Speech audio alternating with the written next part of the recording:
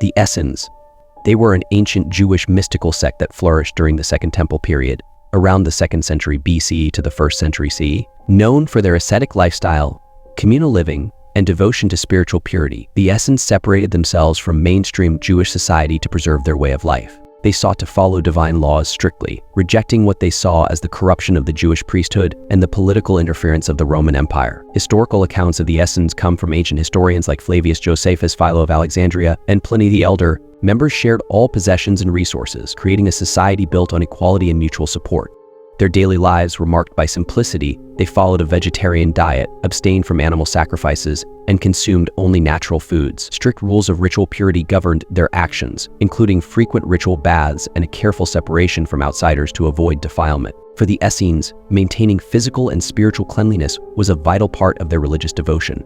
The Essenes were also deeply committed to the study of sacred texts, particularly the Torah. They believed in uncovering the hidden mystical meanings within the scriptures, seeking divine revelations to guide their lives. One of the most fascinating connections to the Essenes comes from the discovery of the Dead Sea Scrolls. Found in the mid-20th century in the Qumran caves near the Dead Sea, these scrolls are believed to have been written or preserved by the Essenes. The scrolls include biblical texts, apocryphal works, and detailed writings about the rules and beliefs of their community. They offer a rare glimpse into the mystical and apocalyptic worldview of the Essenes, revealing their focus on divine judgment and the coming of a messianic age.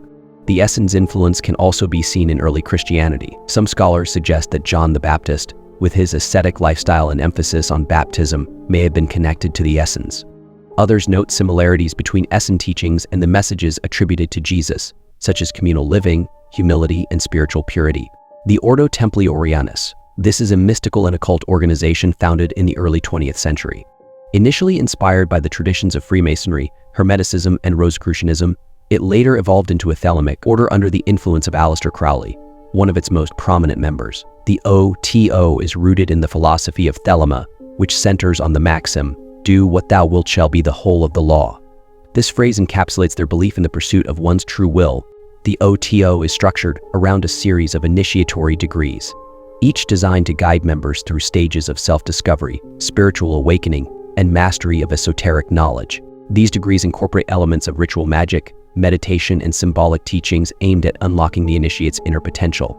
The rituals themselves are heavily influenced by Hermetic and Kabbalistic traditions, often drawing on astrological and alchemical principles to deepen the practitioner's connection to the cosmos. The order also emphasizes the practice of sexual magic, which it views as a powerful tool for achieving spiritual enlightenment and manifesting the practitioner's will. But for its adherents, it represents the sacred union of physical and spiritual energies in the quest for higher knowledge. The Order of the Star in the East. This was a mystical organization founded in 1911 under the guidance of the Theosophical Society.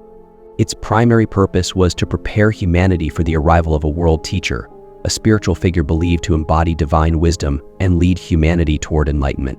This idea was central to the Theosophical vision, which sought to unite Eastern and Western spiritual traditions in a quest for universal truth.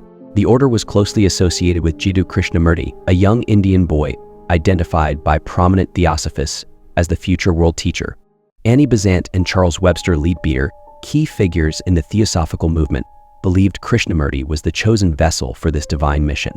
The Order of the Star in the East was established as a global platform to spread awareness of the world teacher's coming. Members of the order were encouraged to explore the teachings of theosophy, practice meditation, and cultivate virtues such as love, compassion, and wisdom. The organization emphasized unity beyond religious, cultural, or national boundaries, aiming to inspire a global spiritual awakening. They saw the coming world teacher as a beacon of hope, destined to guide humanity through a transformative era. However, the order's journey took an unexpected turn in 1929 when Krishnamurti publicly dissolved it. Declaring that truth could not be confined to any organization, religion, or teacher, he rejected the role of the world teacher and chose to embark on an independent path. His decision shocked the Theosophical community and marked the end of the Order of the Star in the East. Yet, Krishnamurti's teachings would go on to influence countless seekers of truth around the world, focusing on self-inquiry, freedom from authority, and the direct experience of the divine. The Martinist order. This is a mystical and esoteric Christian tradition that traces its roots to the teachings of Louis-Claude de Saint Martin, an 18th century French mystic and philosopher. Often referred to as the unknown philosopher, Saint Martin sought to guide humanity back to its divine origins through spiritual transformation, introspection, and communion with the divine. The Martinist order emerged as a formal organization in the late 19th century under the efforts of Pappus, Dr. Gerardin Cosse, who revived and organized the teachings of St. Martin into a structured initiatory system. At its core, the Martinist order focuses on the concept of reintegration, the belief that humanity once existed in perfect harmony with the divine but has since fallen into separation. The goal of Martinist practice is to reunite with this divine source through spiritual purification, self-knowledge, and the cultivation of virtues such as humility, love, and wisdom. This journey of reintegration is seen as both an individual and a collective mission to restore the original unity of creation. The order's teachings draw heavily on Christian mysticism, Kabbalah, Hermeticism, and alchemical symbolism. Members study sacred texts, engage in meditation, and participate in rituals designed to deepen their connection to the divine and unlock the spiritual potential within. One of the central themes is the belief in an inner master, a divine spark within each individual that serves as a guide on the path to enlightenment. The Martinist order is structured around a series of degrees, offering initiates a progressive path of spiritual development. These degrees are not merely titles but represent stages of inner transformation, leading the practitioner closer to the ultimate goal of reintegration.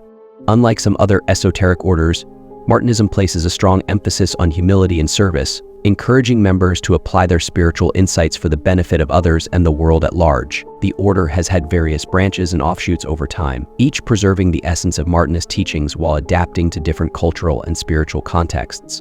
The Builders of the Adytum. This is a modern mystical order dedicated to the study and practice of esoteric teachings, particularly focusing on tarot, Kabbalah, and spiritual alchemy. Founded in the early 20th century by Dr. Paul Foster Case, a renowned scholar and mystic, O.T.O seeks to provide a structured path for spiritual seekers to deepen their understanding of universal truths and unlock their full inner potential. The word Adytum refers to the innermost sanctuary of a temple, symbolizing the sacred space within each individual where divine truth resides. The organization's mission is to help individuals build this inner sanctuary through disciplined study and practical application of mystical principles. O.T.O teaches that through self-awareness and connection to higher consciousness, individuals can achieve spiritual enlightenment. One of the central tools in their teachings is the tarot, viewed not merely as a tool for divination but as a visual representation of universal archetypes and spiritual principles. Members are guided to study the symbolic meanings of the tarot cards and use them as a means of self-discovery and meditation.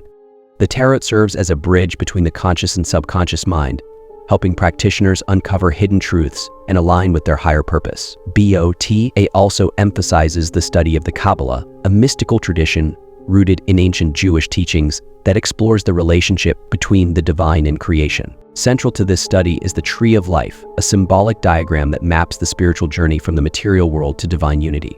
By meditating on the Tree of Life and its pathways, members can gain insights into the nature of existence and their role in the greater cosmic order. The Hermetic Brotherhood of Luxor. This was a mystical and occult organization active in the late 19th century, known for its focus on practical occultism and spiritual development. Unlike many other esoteric orders of its time, which often emphasized philosophical or theoretical teachings, the Brotherhood of Luxor distinguished itself by providing its members with direct, hands-on instruction in the art of ritual magic, meditation, and psychic development. The origins of the Brotherhood are somewhat mysterious, with conflicting accounts about its founders in early history. It is believed to have been inspired by the Hermetic and Egyptian mystical traditions, blending elements of Western esotericism, Kabbalah, and Eastern spiritual practices. The Brotherhood's teachings were deeply rooted in the principles of Hermeticism, which emphasized the interconnectedness of the material and spiritual worlds and the power of human will to transcend limitations. The Brotherhood structured its teachings through a system of initiation and correspondence courses. Members received detailed instructions on a wide range of esoteric topics, including astral projection, telepathy, alchemy, and the development of psychic abilities. The goal was to provide practical tools that would enable individuals to achieve self-mastery, align with cosmic laws, and access higher states of consciousness.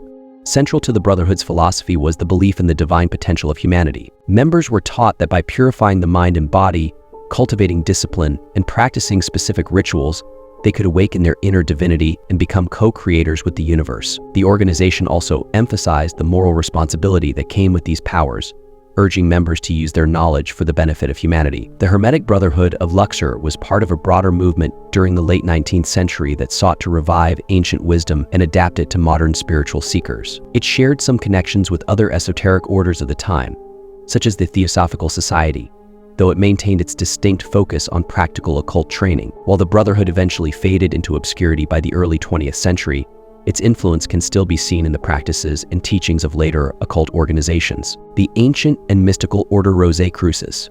This is a modern mystical organization rooted in the legendary Rosicrucian traditions of the 17th century. Officially founded in the early 20th century by H. Spencer Lewis, AMORC revives and adapts ancient wisdom for contemporary spiritual seekers, offering structured teachings in philosophy, metaphysics, and practical mysticism. The name Rosicrucians or Rose Cross symbolizes the union of the material and spiritual realms, a core concept in Rosicrucian philosophy, providing tools to explore inner worlds and the mysteries of the cosmos. Its philosophy of cosmic harmony emphasizes living in alignment with universal principles like love, wisdom, and balance, encouraging members to integrate these into daily life for inner peace and personal growth. Meditation, visualization, and symbolic rituals connect members to the mystical knowledge of ancient civilizations, such as Egypt and Greece. With a global presence and inclusive philosophy, AMORC continues to guide seekers toward spiritual enlightenment and a deeper understanding of life's mysteries, emphasizing that universal truth is accessible to all. The Vehmic courts. This is also known as the Vehmgericht or the Secret Tribunal of Westphalia, were a mysterious judicial organization active in medieval Germany, blending law, mysticism, and secrecy. Established in the 13th century, under the sanction of the Holy Roman Emperor, they maintained order during a time of weak central authority. Over time, their clandestine nature and esoteric rituals gave them a reputation shrouded in fear and intrigue. Operating in secrecy, often at night in forests or castles, members known as free judges concealed their identities with robes and masks. They swore strict oaths of loyalty and silence, acting as both prosecutors and executioners. Their swift, often severe justice included punishments like hanging, with symbols such as a dagger or gallows left as warnings. The Vehmic courts covered offenses from theft and murder to heresy and moral corruption. They claimed divine authority, asserting their judgments were guided by God's will. Mystical and symbolic elements, along with initiation rituals, added an air of the occult to their operations. By the 16th century, the court's influence declined with the rise of centralized governments, though their legacy endured in folklore and literature. Often portrayed as shadowy entities, they remain a fascinating blend of justice, fear, and mysticism.